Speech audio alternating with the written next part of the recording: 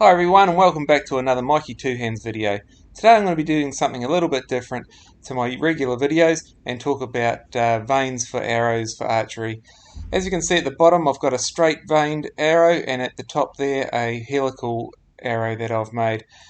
So today I'm going to teach you the technique that I used to make that with a straight jig. So I actually got a pretty cheap jig from Cartel online, and I was doing my vanes just in the straight fashion. Then I bought a helical attachment for the jig, but as you can see, you need quite long vanes for the helical to take place on the vane. So I came up with a new method that I used with my straight jig, and I'm going to teach you all about how I did that today to get these really quite accurate helical vanes for my arrows.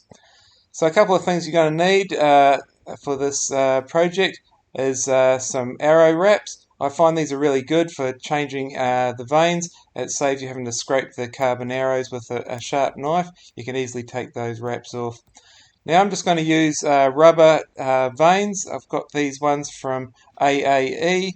They are Elite Plasti-Fletch arrow vanes, and they're really quite good. They're about 42 millimeters long, these ones. I'm going to use some glue, some fletching fuse from Bonig. You're going to need a toothpick, and it helps to put on the arrow wraps if you've got a mouse pad there with a foamy backing to it. So these arrows that I've been shooting with for a little while are Skylon Performer, 3.2 millimeter arrows, and I shoot recurve. So firstly, taking off the old arrow wrap, just run a sharp knife or a craft knife down, and then you can just scrape away at the base like this until you get it started, and then it peels off really easily. Just get around the old vanes and they peel off as well. And there you go, you've got a nice clean shaft with no residue on it. If you do have a little bit of residue from the old wrap, you can just scrape it back with your thumbnail. And then I recommend just getting some alcohol wipes just to clean any remaining residue or glue off the shaft of the arrow. Before you put on the new arrow wraps, just wipe those with a paper towel as well, just to make sure they're really dry and don't have any alcohol remaining on them. So now we'll install the arrow wraps. Just by using the back of a mouse pad, you'll find that the foamy background makes it really easy to apply them. Now these arrow wraps are 6 inches long by 1 inch wide, and I'm installing them really close to the end of the shaft.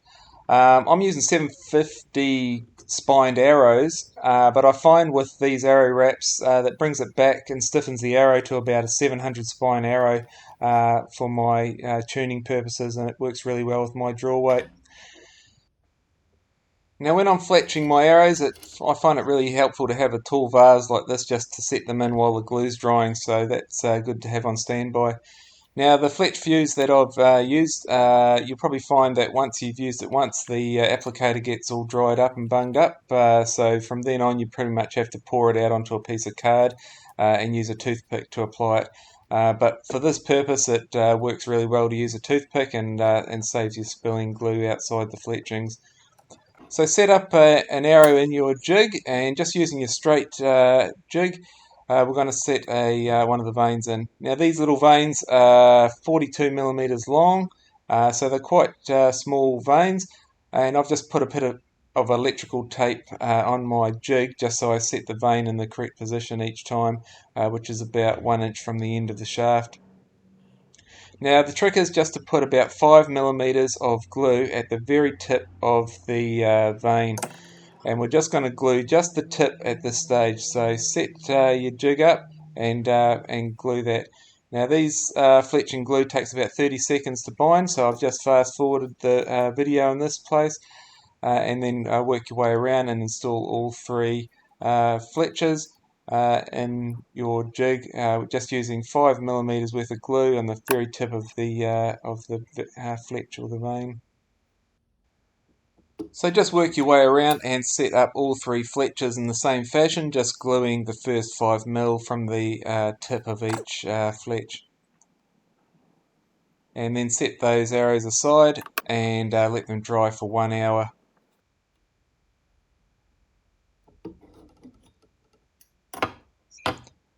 bearing in mind that in this video each of these fletchers took 30 seconds to dry before I moved on to the next one.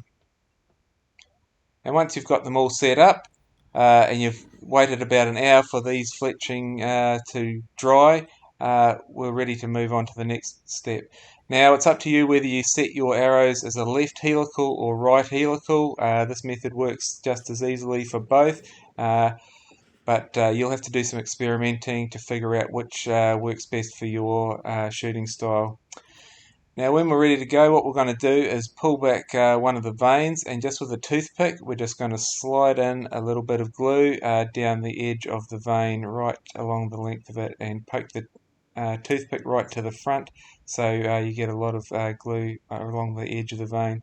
Now this next step is a simple twist to the side, whichever side you want to go, left or right, and hold it in position for 30 seconds. You'll naturally be able to feel how far you can move the fletch to the side. It will only sort of curl so much, and you'll get into a rhythm of doing it the same. So once you've set the first one, you'll set the next one with the same amount of twist, and then just hold it in position for 30 seconds. So carry on and do all 3 fletches of your arrow. As long as you're being consistent with the amount of twist that you're putting on each fletch, you'll find that each arrow is very consistent, and you'll soon have a set of helical arrows ready to go. Now I've tried other types of vanes such as curly vanes and spin wings that are applied with double-sided tape, and for me at least this didn't last for 5 minutes.